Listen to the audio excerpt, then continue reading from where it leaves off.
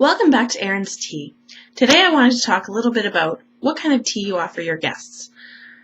A lot of the time when I'm offered tea at someone's house, and if you've offered me tea at your house, you know that I always ask, well, what kind do you have? And some people look at me like I've got three heads. Like, what do you mean? Tea. Like, tea.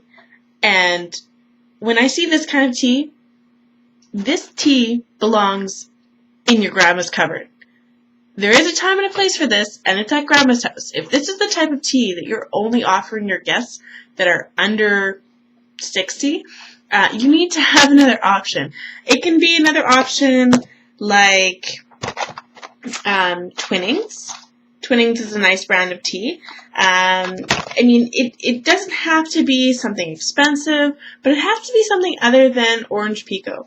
Orange Pekoe was okay, in the 80s when my auntie would give me a cup of tea and I would put 10 cubes of sugar in it and then it tasted all right.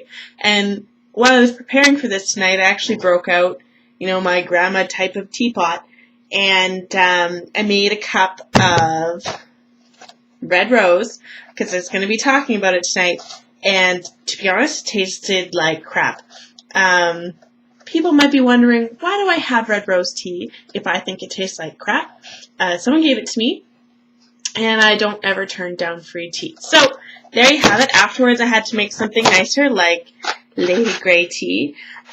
So my challenge to you is this week when you're going grocery shopping, I want you to go down the coffee and tea aisle, and I want you to look at the 300 different types of tea.